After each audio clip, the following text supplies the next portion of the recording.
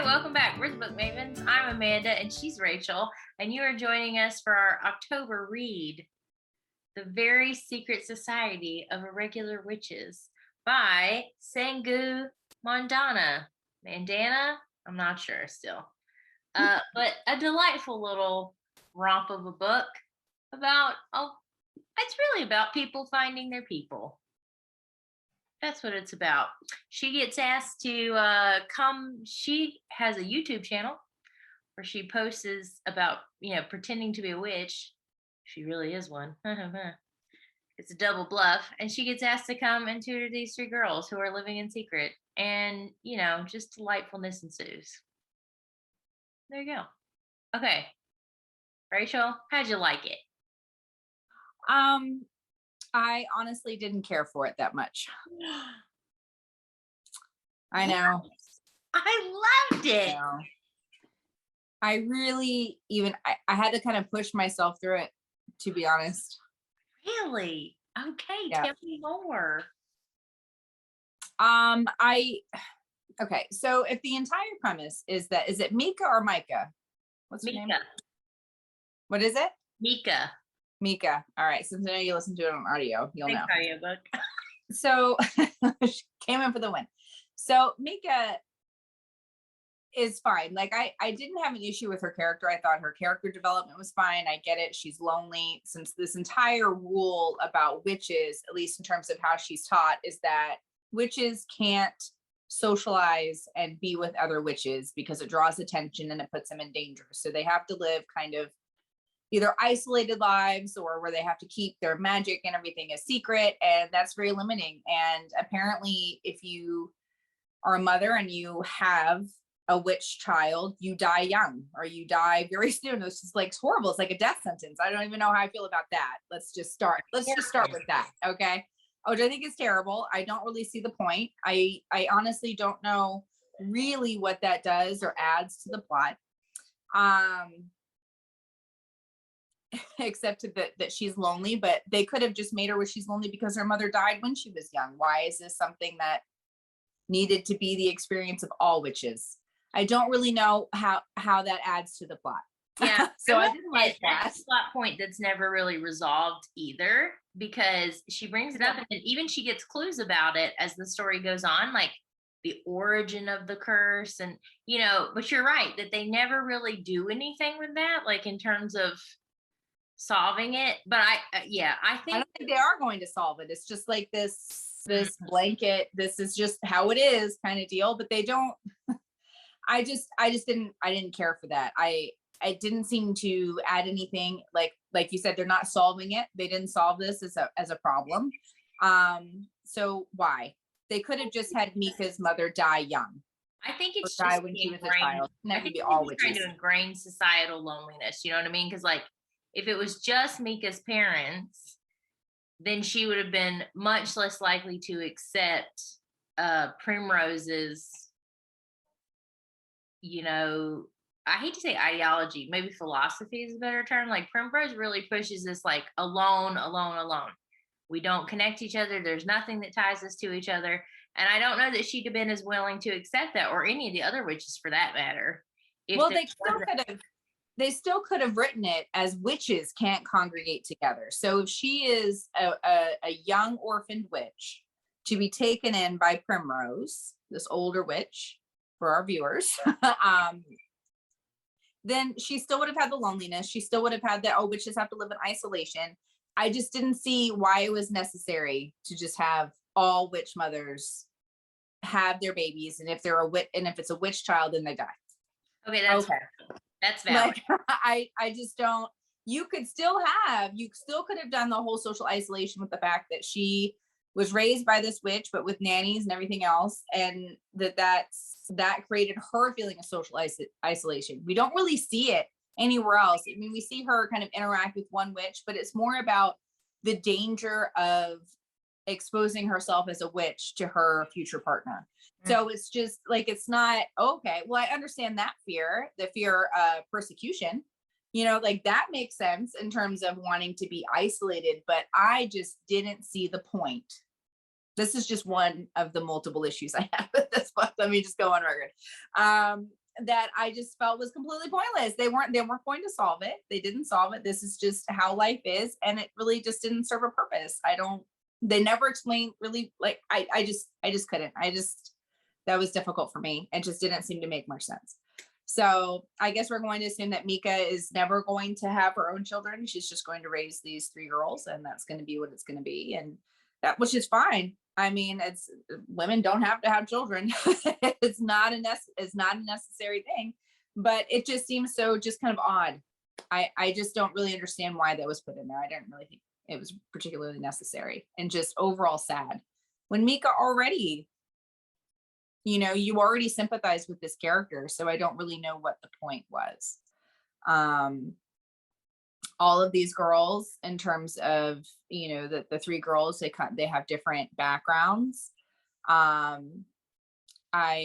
You still could have had a thing where, maybe, like, I'm just saying, like, I think of so many other backstories you could have given them that would have made more sense and have been more plausible than this idea that all female mother witches die. And I didn't spend a lot of time on it mentally. I was just like, oh, that's so sad. And then, like, well, I see it, but I think this is the problem. Like, if I was just going to read this, and typically I will, like, if it's something fluffy, just to read on the surface level, but that was kind of a dark thing to put in there. And then like, it didn't rub me the right way. Maybe it was because I don't know if it's because I'm a mother. I don't know. I just, like, as a woman, like, I just am like, oh, okay. So the whole thing is that if I opt to have a baby, then I know that I'm going to die, and that now my child will be left to be a ward or to be raised by other family members. Like, why would there even be any witches? You think they would have figured that out and then just not had any babies? But they do comment in the book that the mother and her mother is a witch and their grandmother was a witch, and that's unusual, right? This, like, even a very short lineage like that is unusual, because if you are a witch, you often just choose to not, unless it's, she says some of them choose it anyway, and sometimes it's an accident. And I think some of them, because you kind of get this at the end when they all gather together, that the magic just pops up randomly, right? Like, there were several where they had, like, one, she had an older brother because he brought the cheesecake, right? Who had clearly raised her and was not magical. Ian's mother was magical. He was not. Like, so I think there is an element of chance to it as well. But I'll give. But there's no male witches, so it's just like, now you have a higher likelihood if you have a female child.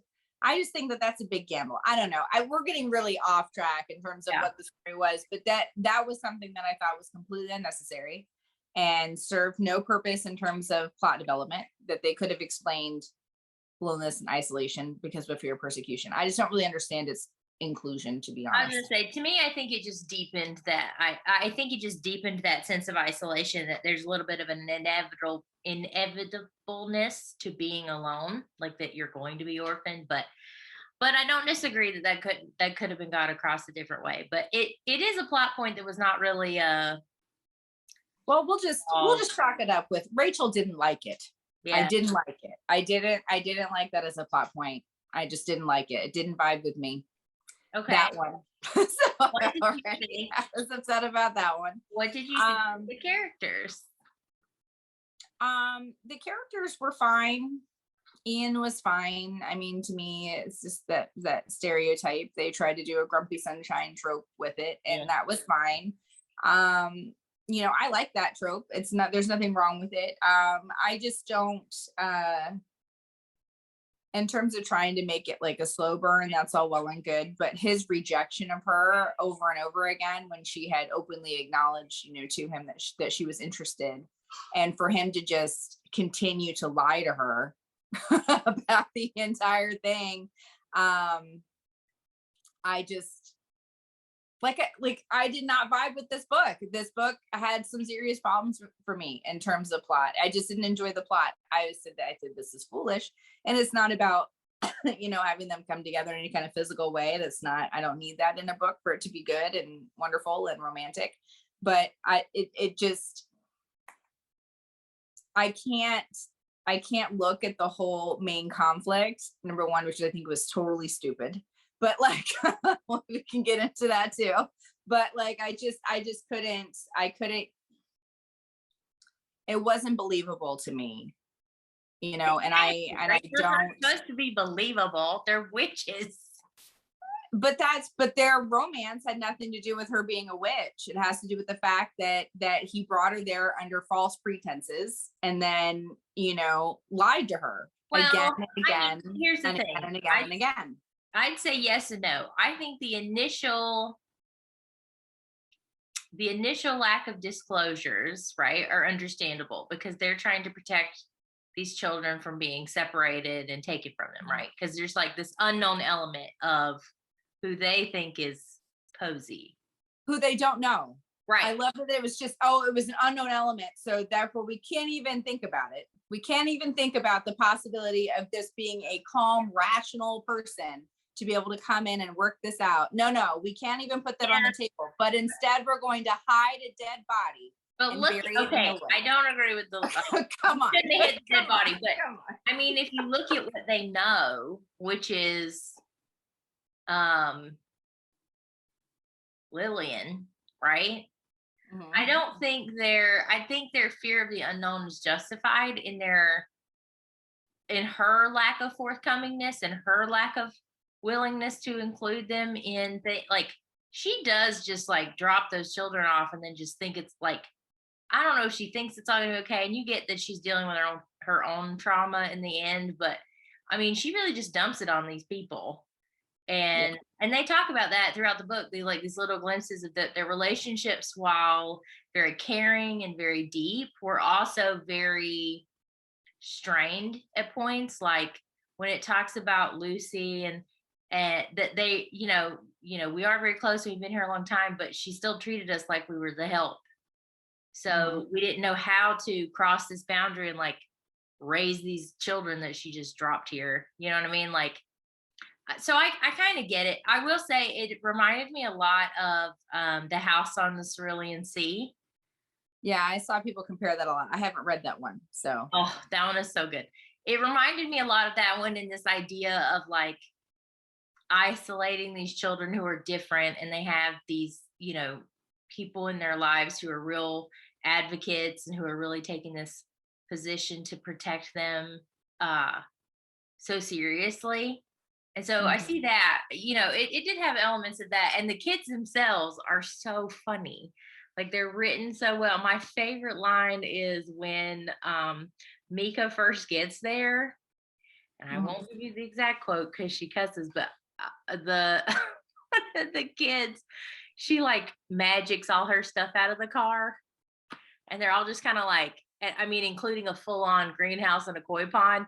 And the little girl just looks at her and goes, "That is some proper Mary Poppins." That's all she says. And it's just perfect. And it is hilarious. And so like there's a lot, the kids are written in a way that I think is very charming and amusing. Like they're very funny characters.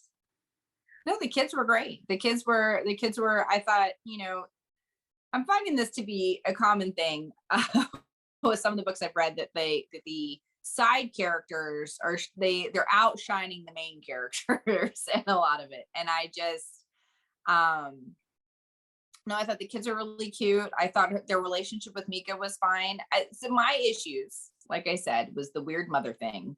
And I just don't, the entire central conflict to the book, I thought was ludicrous. So I just had a hard time. Well, I don't think it's any more ludicrous than like most of Jane Austen, right? It's about this like, there's some kind of miscommunication, and you spend most of the book saying, "Ugh, y'all just talk to each other, we would resolve all this stuff," right? Like, I don't think that's necessarily unrealistic, and I actually kind of see it. It's really difficult to trust people, and some of us struggle with that more than others, like the ability to trust people and open yourself up to be hurt.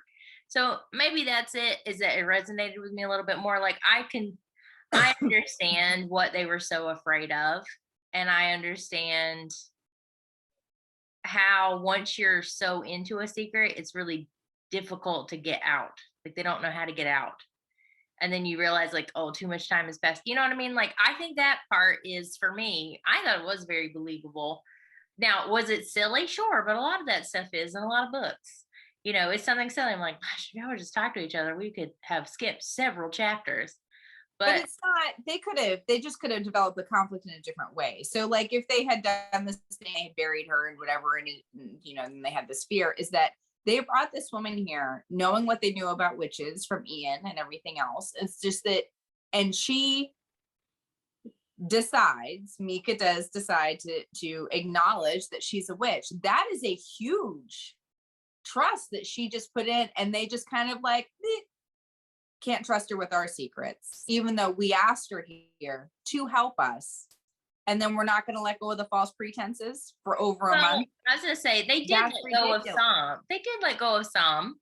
But that's the thing, is like, you don't bare your whole soul on a first date, Rachel. I mean, I guess you could, but she did. She did, and she didn't. Like, and it's not reciprocated. She doesn't. See, here's my mind that she does. Like, she admits that she's a witch, and they admit that the children are magical, like right out of the gate. That's why we need your help, is because we are not and they are, and we need help, right? But then I do agree that she is much more forthcoming with them about like the way she was raised and why she feels the way about Primrose that she does. Like, she is far more forthcoming about those things. And while they are forthcoming about their individual lives, you are right that they don't reciprocate further information about the situation. But it's not even further. She doesn't know any of the actual story. They fabricated everything that they needed her to do. It turns out they didn't need her to do any of that stuff. They needed her to glamour herself and pretend to be Lily. No, she couldn't do that. They needed her to they wanted her to just basically keep the children from imploding. That's what they told her. But then it because Ian asking her about being glamored, it was about trying to fool him or confound him to go away. It had nothing at the end. It had nothing to do about controlling those children.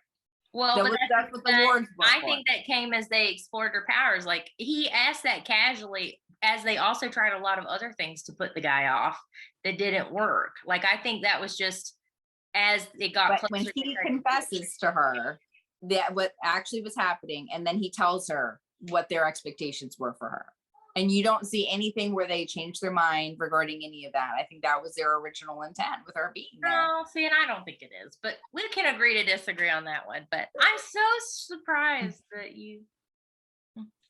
Well, that just goes to show you, different books for different folks. I thoroughly enjoyed it, and I liked Jamie and Mika. He had some very good lines. I love a grumpy sunshine.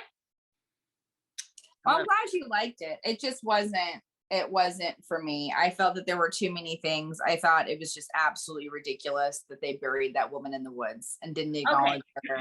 Nothing. I'm sorry. Like, I just, that was stupid. And like, what did they think was going to happen? I did think that scene was a little bit creepy when she like pulls her bones up just to look for herself, and then she puts them back, and I'm like, girl, hold up. Questions.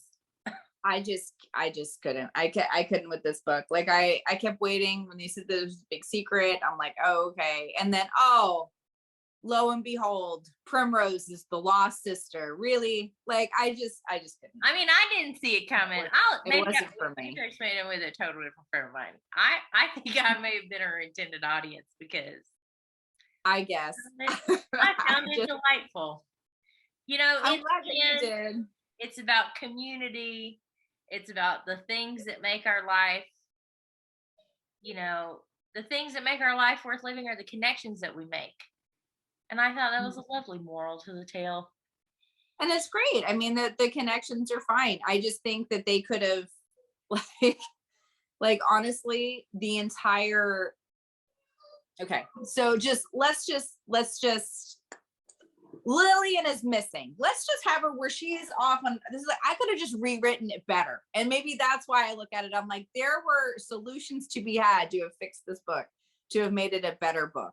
That's my issue, is that we need to lose some of this stuff. If you had put Lillian where she had just disappeared and they can't find her, and that being the issue, why she need to be dead? But then Why the she lawyer need to be would have dead? tried to go find Primrose. It would have triggered stuff.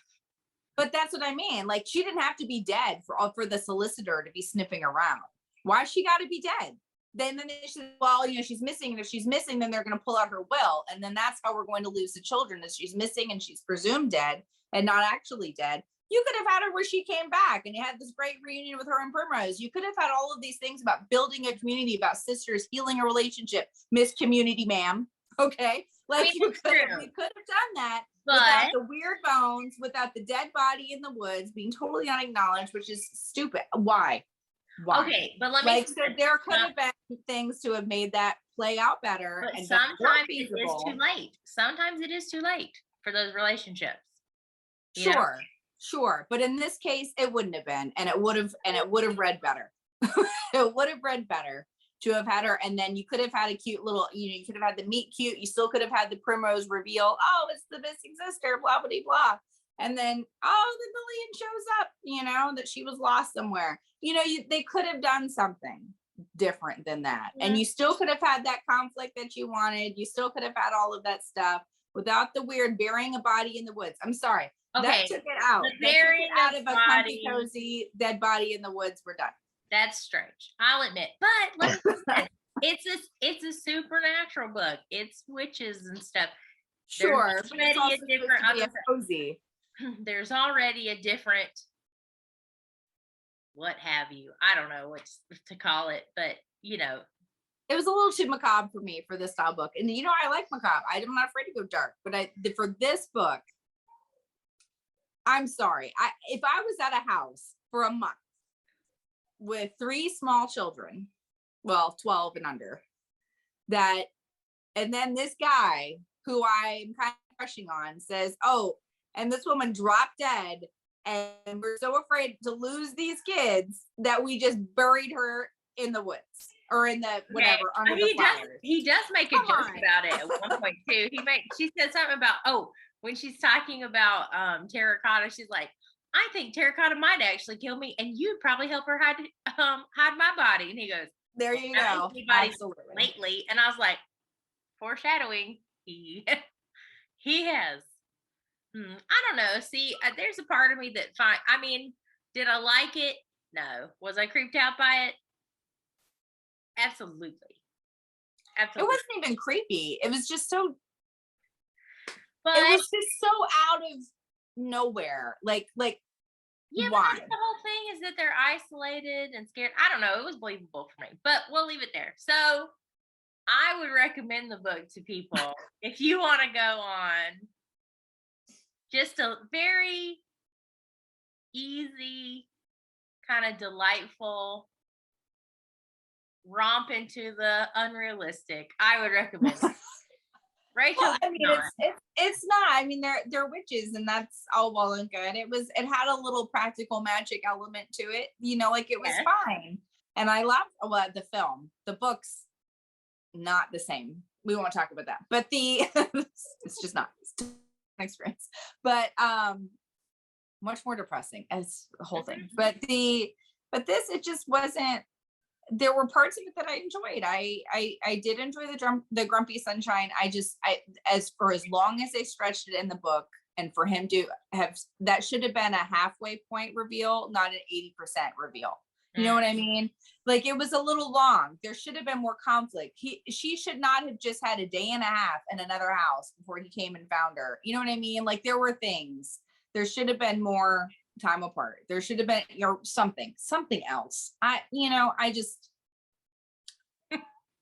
didn't do it for Rachel. It didn't work for me. I had a hard time with this one. I don't know if it was just like my mental space when I was reading it. I was very unforgiving about this book. There were things that really just stuck in my craw about this book that I just couldn't get past it. I literally reading through this entire conflict and everything else, the body and the what's, I'm like, yes, I think you got to be in a good place where you're just really willing to mentally go on the ride. It's like a Hallmark movie. Don't think too hard about it. Just go. But see, and see, this is my issue. This is a whole other thing about Rachel and her reading, is that I don't Like with cozy reads, I can do them and I don't mind knocking them out. This one was a slog for me. This took me several days to get through because I never got true investment in this book. And like I've read other ones. I mean, I have read a slew of Nora Roberts. I have read other ones and Holidays. I made you read the Vampire Knitting Club. Right. Like I can do it. It's fine. I think I enjoyed the Vampire Knitting Club more than I like this book. So if that makes you feel better. What? Yeah. I did not. This book didn't work for me. Wow, that is deep because I mean, I was really banking on your inability. I stayed very surface with that. That book.